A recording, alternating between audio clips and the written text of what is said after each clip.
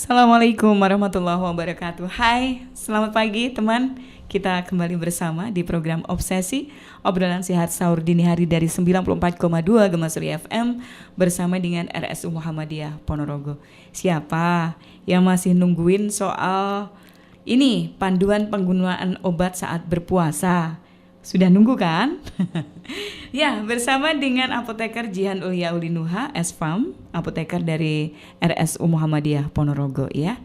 Kemarin kita sudah ngobrolin soal banyak hal, manfaat dari obat, kemudian juga efek samping dan sebagainya.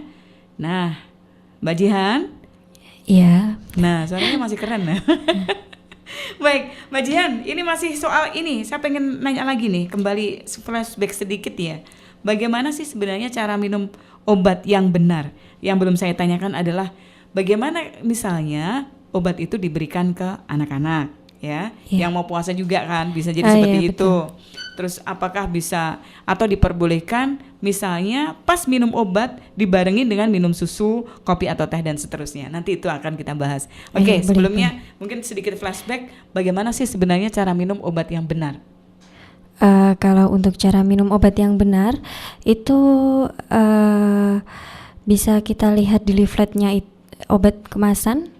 Ada tertera biasanya sebelum makan atau sesudah makan atau saat makan atau bersama dengan makanan itu tadi. Yang kita patuhi yang itu. Atau bisa juga bertanya kepada apoteker atau petugas farmasi di apotek bagaimana cara penggunaan yang tepat. Baik. Cara minum obat kalau sebelum makan biasanya obat jenis apa ini, Mbak? Kalau untuk obat sebelum makan itu misalnya untuk obat MAH atau untuk obat anti mual itu biasanya diminum sebelum makan.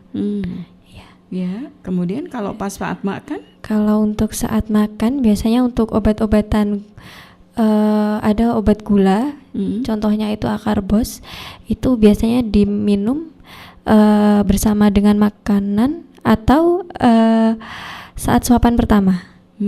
Jadi pas makan satu kali seduhan gitu ya, kemudian langsung mengkonsumsi obat itu. Iya, betul. Baik, kalau setelah makan? Kalau sesudah makan biasanya untuk obat-obatan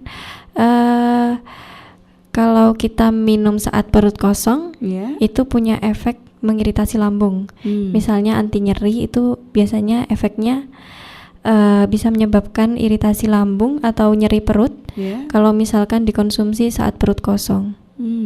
Dampaknya itu Mbak maksudnya ya. Jadi setelah wong sudah dikasih cara minum obat yang benar kok ini malah sebelum makan sudah belum makan apa-apa sudah mengkonsumsi obat itu ya. Betul. Baik, haruskah dengan makan Mbak? Maksudnya makan nasi atau misalnya cuman roti atau pisang dan sebagainya bisa untuk menggantikan itu? Oh bisa, yang penting perutnya terisi dulu. Oh jadi kalaupun roti bisa ya? Iya, roti, pisang atau dan lain sebagainya yang untuk mengisi perut lah istilahnya. Pokoknya harus diisi dulu ya perutnya biar nggak kosong. Kalau misalnya perut kosong dikasih obat ya jelas efeknya akan langsung misalnya dada berdebar dan sebagainya ya selain perut yang sakit ya. Baik. Lantas makanan dan minuman apa saja yang diperbolehkan ketika dikonsumsi ketika minum obat? Ataupun yang misalnya tidak diperbolehkan? Monggo. Kalau untuk yang diperbolehkan air putih kalau mau cari aman itu yang biasanya tidak memiliki interaksi sama obat manapun. Kalau misalkan mau diminum sama susu itu banyak obat yang memiliki interaksi sama susu. Misalnya antibiotik itu dari susu itu bisa menghambat absorpsi atau penyerapan obat di dalam tubuh. Jadi nanti efeknya tidak maksimal. Jadi tidak istilahnya janganlah pakai susu gitu ya? Iya betul. Kalau untuk teh maupun kopi gimana Mbak? Apa ini efeknya ketika mengkonsumsi obat terus kemudian dibarengi dengan minum kopi atau minum teh? Dibolehkan nggak sih? Kalau untuk teh atau kopi itu kan ada kandungan kafein.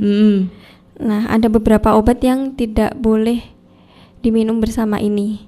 Itu yang perlu diketahui oleh masyarakat. Kadang-kadang kan, pokoknya yang penting saya minum obat, minum kopi. Nah, apa itu dampaknya, Mbak? Apa maksudnya jenis-jenis obat apa aja yang tidak disarankan untuk dikonsumsi bersama dengan teh maupun kopi?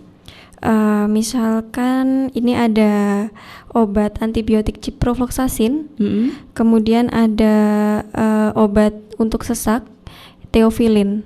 Itu nggak boleh diminum bersama dengan kopi karena nanti bisa menyebabkan gangguan tidur. Gangguan tidur? Iya. Artinya dia melek terus gitu ya, nggak bisa tidur-tidur ya? Iya.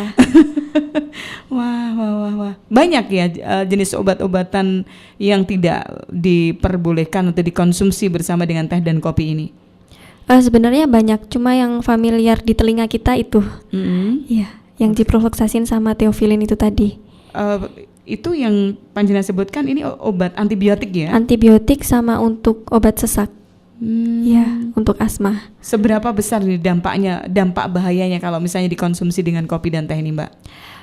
Itu tadi efeknya itu kan memiliki efek stimulasi yang bisa meningkatkan gangguan tidur kita. Jadi nggak bisa tidur itu tadi kan nanti kesehatan kita juga terganggu kalau pola tidur kita tidak bagus. Apalagi saat puasa ya. Harusnya istirahat masih melek ya. Iya, betul. Otomatis puasa bisa terganggu kalau begitu ya. Baik, Mbak, lalu gimana? Ini teknik berikutnya. Kalau misalnya kita sudah istilahnya punya obat-obatan gitu ya, atau di kotak P3K kita yang ada di rumah itu sudah tersedia bermacam aneka obat. Cara yang bagus untuk menyimpan obat itu kayak gimana? Mungkin mulai dari tablet dengan pil, sirup, apakah sama cara penyimpanannya? Kalau untuk cara penyimpanannya biasanya itu tertera di kemasan obat, bisa disimpan di suhu ruang atau disimpannya di suhu 2-8 derajat. Kalau untuk suhu penyimpanan 2-8 derajat Celcius itu biasanya disimpan di lemari pendingin. Ya.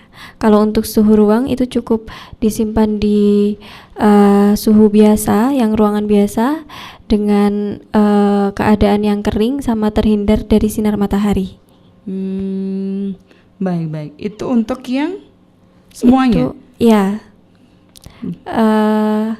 Kan tergantung itu tadi Bu dari kemasan obat itu. Iya. Ada yang bisa disimpan di ruangan, ada yang bisa disimpan di lemari pendingin. Kalau yang di lemari pendingin jenis apa saja? Sirup? Biasanya ada insulin. Itu yang belum dibuka, itu biasanya disimpan di lemari pendingin. Baik. Insulin yang belum dibuka ya. Iya. Baik. Nah, kalau antibiotik Mbak, ini kan sering banget mungkin masyarakat salah kaprah gitu ya. Dia punya sirup misalnya untuk dikonsumsi seperti itu ya, untuk diminum ketika sewaktu-waktu dia sakit seperti itu. Cuman tidak diketahui tanggal kadaluarsanya, disimpan terus di situ. Nah, maksimal sampai berapa lama sirup tersebut bisa digunakan? Kalau untuk sirup antibiotik itu kan biasanya kita belinya dalam bentuk serbuk ya Bu ya. Terus kemudian kita encerkan sendiri menggunakan air biasa. Itu hanya tahan 7 hari. Semua jenis antibiotik? Ya. Biasanya 7 hari itu untuk ketahanannya. Baik. Kalau misalnya obat yang bukan antibiotik, misalnya sirup, taruhlah mungkin vitamin dan sebagainya, gimana? Kalau untuk sirup kebanyakan ada tulisannya di dalam kemasan. Kalau kemasan dibuka itu hanya tahan berapa hari.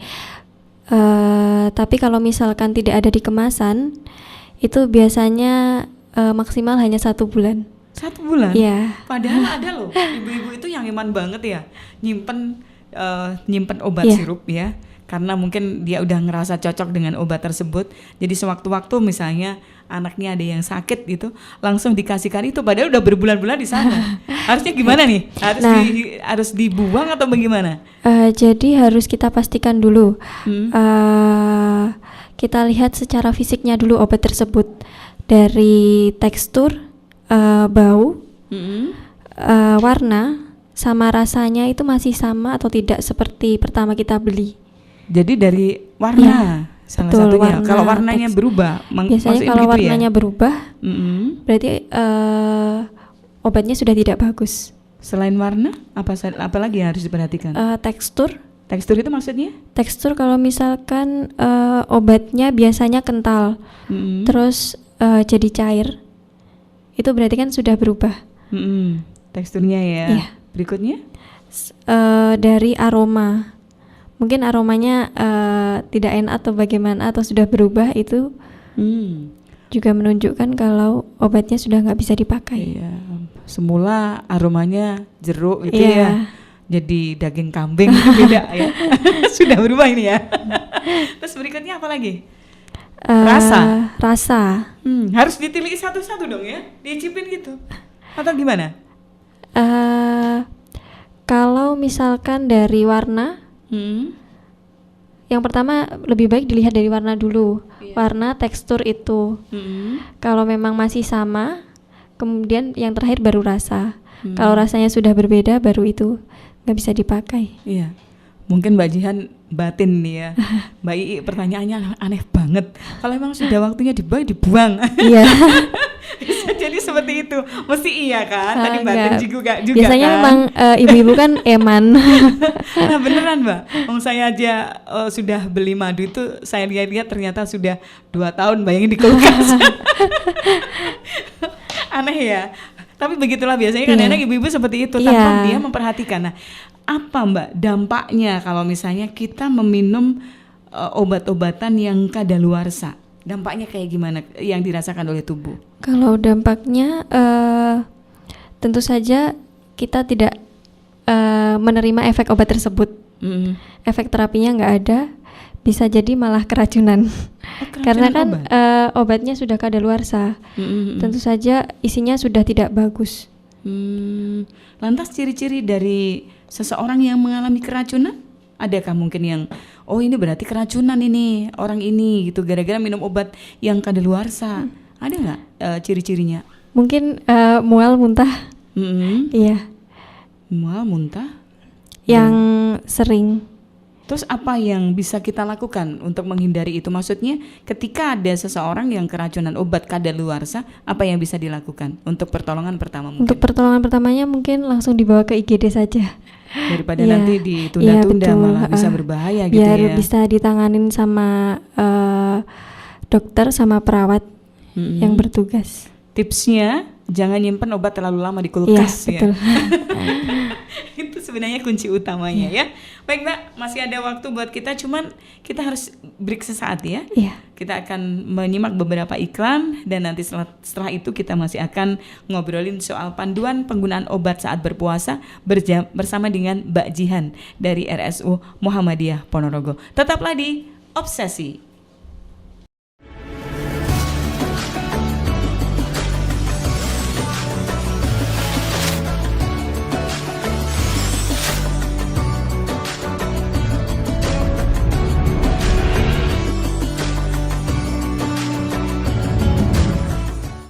Baik, masih di program Obsesi, obrolan sehat sahur dini hari dari 94,2 Gemasri FM bersama dengan RSU Muhammadiyah Ponorogo. Jangan lupa yang ketinggalan perbincangan di Obsesi bisa menyimaknya lagi di YouTube-nya RSU Muhammadiyah, juga di YouTube-nya Gemasri FM.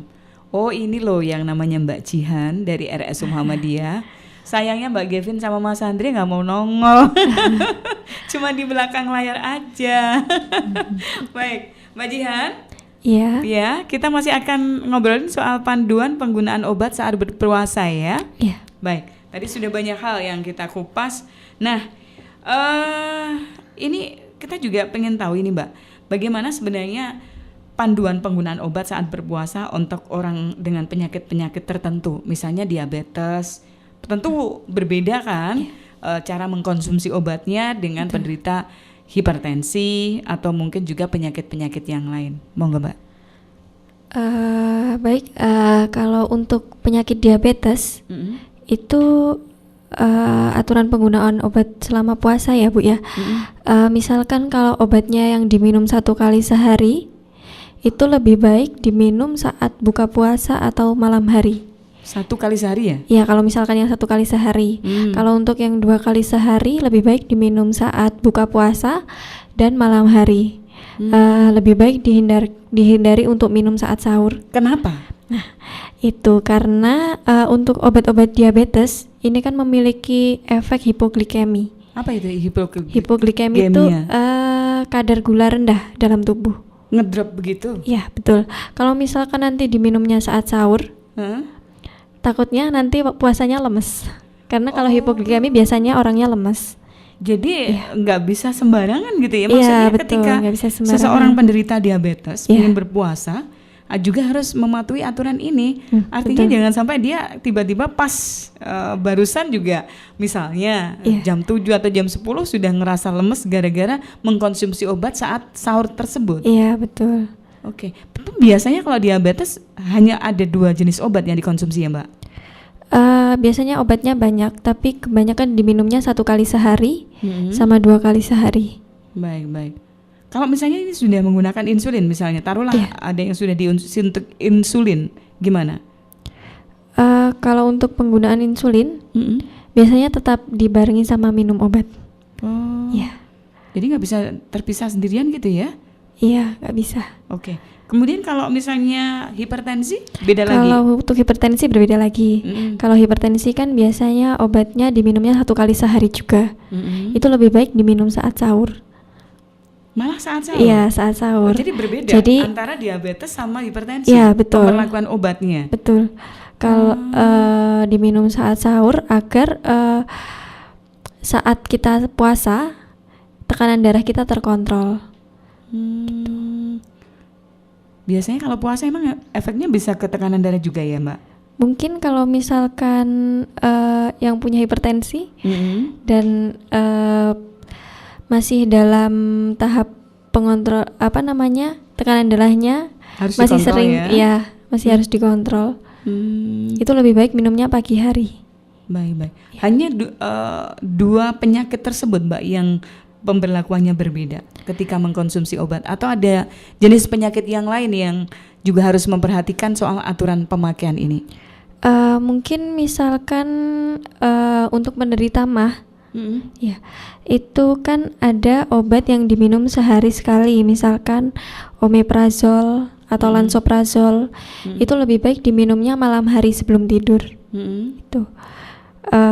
Sedangkan untuk obat yang ranitidin itu biasanya kan diminum 2 kali sehari. Itu bisa diminum malam hari sebelum tidur sama saat sahur, sebelum sahur. Ini beda juga ternyata. Iya. Ya ampun. Beda-beda. Kalau misalnya dia itu sakit, misalnya sakit MAH, kemudian masih juga sakit hipertensi, juga ada diabetes, berarti harus benar-benar ada tulisan di tembok itu jadwal minum obatnya ya, Mbak ya? Ya, lebih baik ditulis jadwalnya. Oke, baik. Kalau padahal kan sama-sama, maksudnya sama-sama obat MAH yang panjenengan sebutkan tadi, ada yang ranitidin, yang prazol tadi ya. Kenapa ini berbeda aturannya?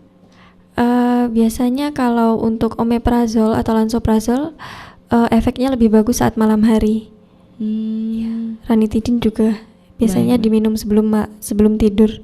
Baik, Mbak, misalnya Mbak, ini ada seseorang yang lagi sakit gitu ya, itu bisa full konsultasi ke apoteker yang ada di RSU Muhammadiyah, membuka kesempatan nggak untuk teman-teman yang pengen bertanya lebih jauh, cuman mau nemuin apotekernya tanpa misalnya dia berobat gitu loh, bisa? Oh gitu. Kalau itu mungkin bisa, langsung datang aja ke farmasi RSU Muhammadiyah. Sekaligus tanya-tanya gitu ya, siapa tahu dia pengen banget tahu jadwalnya. Jangan-jangan nanti kalau saya mengkonsumsi obat ini ternyata harusnya diminum jam segini, saya minum jam segini, ya mungkin efeknya yang nggak begitu terasa buat kita, seperti itu ya. Iya. Baik. Nah ini ada nggak sih jenis obat yang tidak membatalkan puasa? Saya jadi penasaran nih, obat kok nggak membatalkan puasa, terus obat apa ini? Tentu saja ada. Untuk obat-obatan yang tidak masuk ke tenggorokan atau ke saluran pencernaan. Obat yang tidak masuk ke tenggorokan dan saluran pencernaan. Obat apa, Mbak? Misalkan untuk obat seperti tetes mata, tetes telinga. Boleh? Boleh. Tetes telinga padahal masuk ke lubang itu. Ya, tapi tidak masuk ke saluran pencernaan. Oh ya, terus yang lain Ya, apa ini? insulin. Kemudian untuk obat-obat yang disuntikan. Sontek nggak apa-apa ya? Nggak membatalkan puasa juga ya? Tidak, ya nggak apa-apa. Oh, terus kemudian untuk obat-obatan yang dimasukkan lewat dubur, ya itu juga tidak membatalkan puasa. Yang biasanya suka sembelit ya? Ya, susah BAB atau misalkan demam, demam tinggi saat puasa, itu ada obat demam yang dimasukkan lewat dubur. Ada juga ya? Ada. Ya. Dan dia tetap bisa mengerjakan puasanya seperti itu? Iya, bisa. Wah, padahal dulu pernah gini, sakit mata, belen. Tapi takut banget jangan-jangan nanti kalau sudah ditetesin ke mata bisa batal tuh puasanya. Ternyata enggak ya? Iya, tidak ada batal. Obat-obatan jenis tertentu seperti itu. Iya. Baik.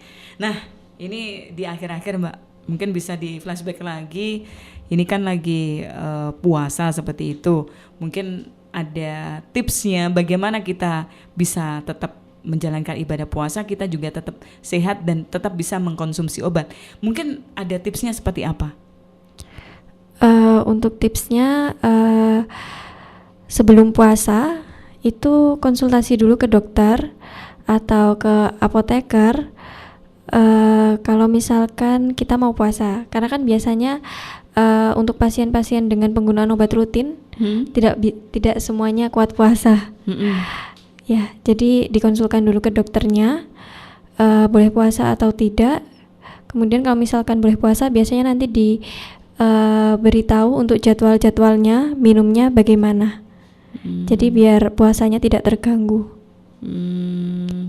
Yang paling penting lagi adalah bagaimana jarak Mbak. Jarak, kan biasanya gini, ada seseorang yang misalnya pas lagi sakit itu punya ada 5 obat misalnya, 5 obat yang harus ditelan seperti itu ya.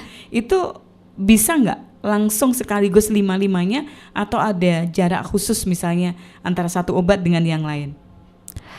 Kalau itu tergantung obatnya. Biasanya ada obat yang memiliki interaksi, ada yang tidak. Kalau misalkan tidak memiliki interaksi itu aman dikonsumsi secara bersamaan. Kalau misalkan memiliki interaksi itu biasanya diberi jeda 1-2 jam. Gitu Nah, ya? itu tadi, itu kalau misalkan ingin tahu apakah obat itu memiliki interaksi atau tidak, itu biasanya ditanyakan ke apoteker. Otomatis berarti dari kita yang misalnya mendapatkan obat tersebut harus apa ya istilahnya rajin-rajin untuk nanya gitu ya? Iya, betul. Soalnya kadang-kadang kalau misalnya kita takut-takut, ada yang 2 kali sehari, ada yang gini 3 kali sehari 1 kali. Kadang-kadang dari kalimat itu saja seseorang sudah bingung bagaimana cara mengkonsumsi obat tersebut seperti itu. Amannya gimana Mbak? Itu tadi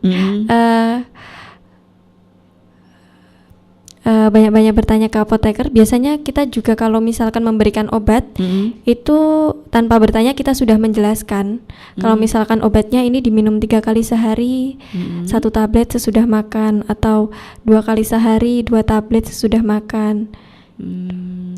Dan kita juga menanyakan kembali kepada pasien apakah pasien sudah paham atau mungkin ada yang ingin ditanyakan lagi terkait obatnya atau tidak. Baik. Biasanya Mbak kan gini, kalau misalnya baru periksa ya ke Rumah Sakit Umum Muhammadiyah, bisa nggak sih ada layanan obat begitu? Maksudnya tanpa harus nungguin di sana berlama-lama seperti itu. Bisa Rumah Sakit Umum Muhammadiyah? Kalau untuk agar tidak menunggu lama ya, karena memang waktu tunggu obat kan lama. Itu bisa menggunakan layanan antarmu. Ya, ada jadi, ya di Rumah Sakit Umum Muhammadiyah. Jadi nanti setelah periksa, resep diberikan kepada petugas antarmu, nanti biar didata untuk alamat sama nomor HP-nya sama identitas pasien. Setelah itu baru resepnya diberikan kepada farmasi. Nanti setelah itu sudah bisa ditinggal. Syaratnya untuk bisa menikmati layanan fasilitas? Untuk syaratnya jarak dari rumah sakit ke rumah pasien itu dalam radius 15 km. Boleh diantar itu ya? Bisa diantar secara gratis. Gratis ya? Ya, gratis. Lumayan. Ini sudah banyak yang memanfaatkan layanan ini? Alhamdulillah sudah banyak setiap hari. Oh, setiap hari dia. Jadi nggak harus belum. Kadang-kadang ada sampai berapa jam kemudian bisa diterima oleh pasien di rumah biasanya, Mbak? Biasanya nggak lama sih Mbak Ii, biasanya 1 jam 2 jam gitu. Saya meskipun karyawan sana juga sering. Oh gitu ya. Bapak gitu, saya antarkan aja. Lewat antarmu itu ya, gratis kan? Gratis. Nah, alhamdulillah kalau begitu. Semakin banyak layanan-layanan yang bisa memudahkan pasien RSU Muhammadiyah Ponorogo, begitu kan? Ya, Oke. betul. Nah, di akhir ini, Mbak, mungkin bisa sedikit ada harapan kepada para pasien agar mereka ini tetap bisa berpuasa, tapi juga puasanya tetap aman seperti itu. Monggo. Ini kan kaitannya dengan apoteker seperti itu ya. Harapannya seperti apa? Harapannya untuk pasien dengan penggunaan obat yang rutin ya. Obatnya tetap rutin diminum agar kesehatan tetap terjaga dengan jadwal-jadwal yang sudah dijelaskan. Sudah. Baik. Yang jelas ada satu hal yang sempat mungkin pernah saya baca. Yang namanya penyakit itu, setiap penyakit pasti ada obatnya gitu ya. Jadi kalaupun misalnya teman-teman itu diharuskan mengkonsumsi obat ya dikonsumsi, jangan sampai misalnya sudah berobat tapi ternyata obatnya dilepeh, ada yang seperti itu kan, ada yang sembunyi-sembunyi juga dibuang. Nah, karena setiap penyakit kan ada obatnya. Jadi kalau misalnya insya Allah dengan kita mengkonsumsi obat yang itu sudah sesuai dengan rekomendasi dokter dan tim medis, insya Allah nanti gejala-gejala sakit tersebut akan berkurang ya. Baik. Kalau di sana di RSU Muhammadiyah jadwalnya jenengan hari apa, Mbak? Saban hari? Ya. Setiap hari Senin sampai Sabtu dari pagi sampai malam ada shift apoteker semua. Hari Minggu juga ada shift apotekernya. Ada berapa temannya di sana? Kita di sana bertujuh. Bertujuh. Ya. Masih ada lowongan kah? Buat saya maksudnya. Masih ada lowongan nggak? Kalau untuk lowongan nanti aja ya Bu ya. To be continued. Ya, di balik layar. Baik teman, sampai di sini program Obsesi Obrolan Sehat Sahur Dini Hari dari 94,2 Gemasri FM bersama dengan Apoteker Jihan Ulia Uliniha S.Farm, apoteker dari RSU Muhammadiyah Ponorogo. Mbak Jihan, matur suwun sudah rawuh. Kapan-kapan dilanjutkan lagi ya, terima kasih kembali. Ya. Tetap sehat, tetap semangat untuk amin. berpuasa ya. Amin. Baik. Sampai di sini. Assalamualaikum warahmatullahi wabarakatuh.